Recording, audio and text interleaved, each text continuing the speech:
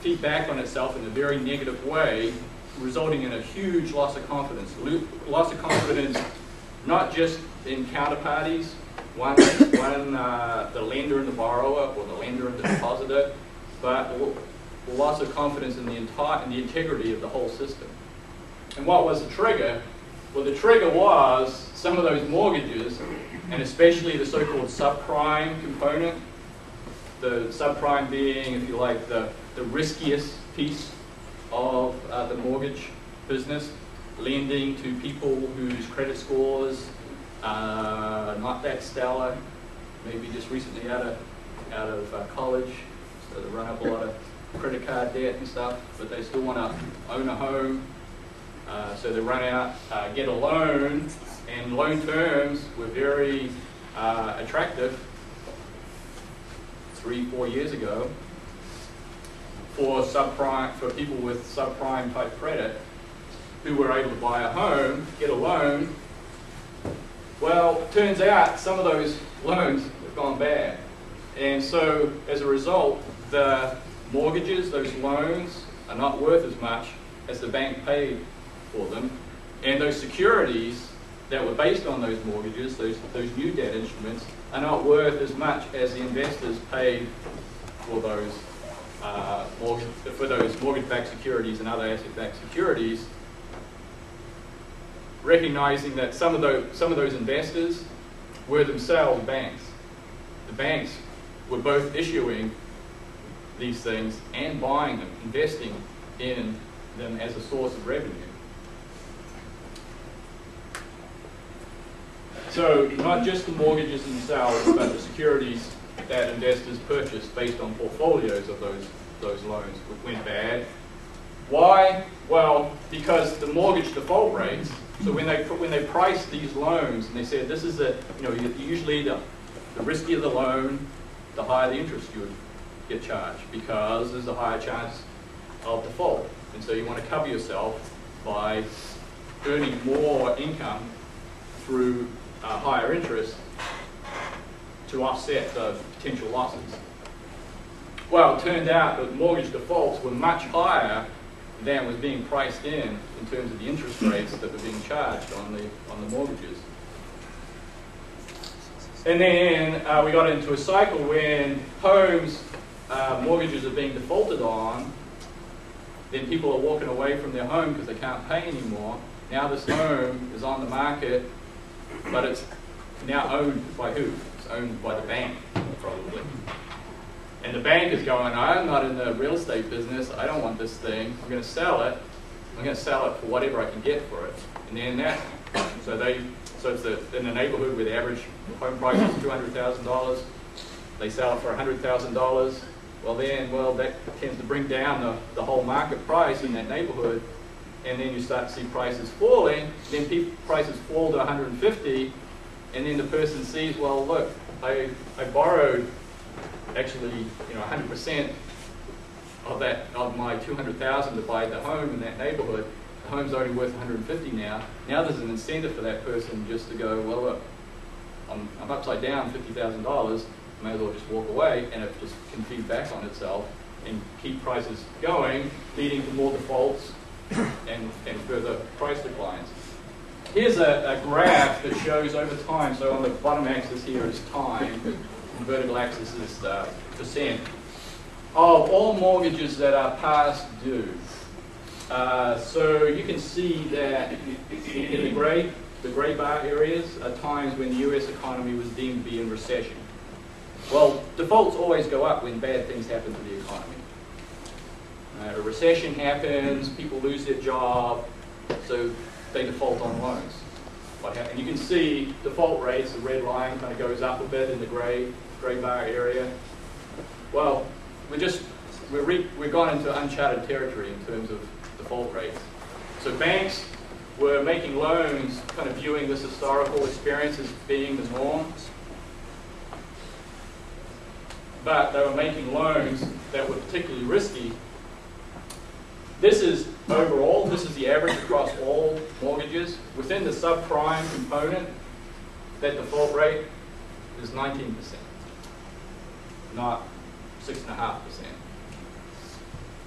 And amongst variable rate subprime mortgages, it's closer to 25%. So about a quarter of all those mortgages have gone bad. One way to see how this really causes a big problem for a bank, and ultimately for pretty much any financial institution that's involved with these loans, is if you look at the balance sheet of a bank, or a stylized picture of a bank's balance sheet. Any of you doing money in banking? Teach money in banking classes here? Was that a chuckle yes or a chuckle? So banks basically, think of this side as their source of funds. This is where they get their money from, and this is what they do with the money that they get. And the percentages here are approximately, as of the end of last year, the proportions in each of these categories. So they got about 62% of their funds from deposits. As you go down here, the liquidity, the ability to change this into something else goes down. So 62% deposits, like checking accounts and savings accounts and things like that. 27% of their funds comes from borrowing. That is, the banks borrow. They're just like everybody else, and they borrow funds.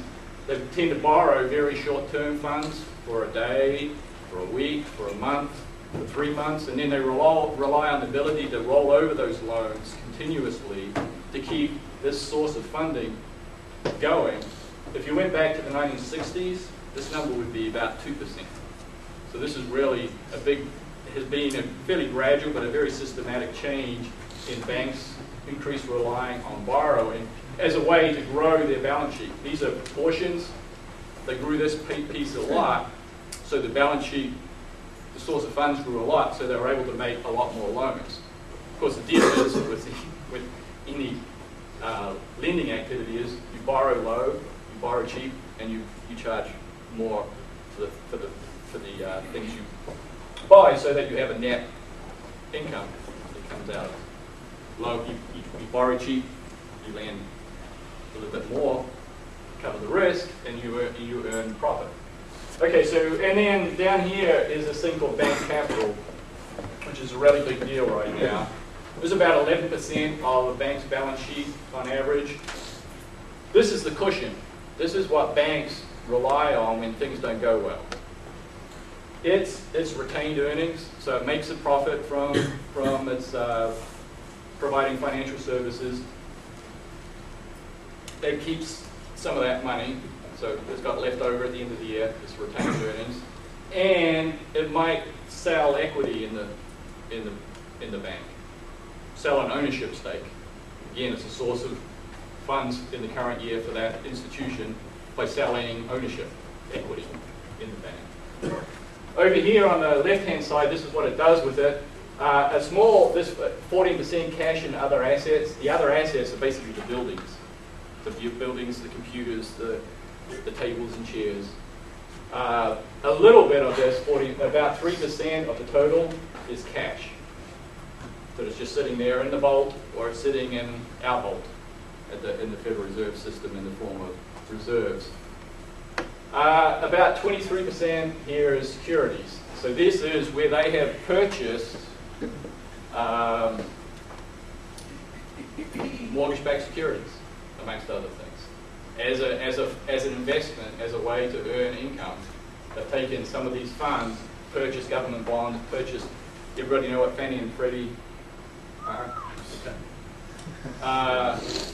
And 63% of it is loans. Direct loans, home mortgages, consumer loans, commercial loans, industrial loans, etc., etc. Well, when these things, these securities, the loans, and then the securities that in some part are backed by pieces of these loans go bad, then this piece gets used up. The bank capital piece gets used up. And as that's happening, then people are looking and going, hey, what's going on with this bank? Should I really be depositing my money with this bank? Well, should I really be lending money to this bank? What happens if all this capital gets used up? When all this capital gets used up, the bank is insolvent. its liabilities are bigger than its assets. It's no longer a going concern. So pressure starts to build on its deposit base and on its other source of funds through borrowing, in terms of people demanding higher interest on the borrowing, or they turn away altogether and say, no, I'm just not going to lend you money anymore. That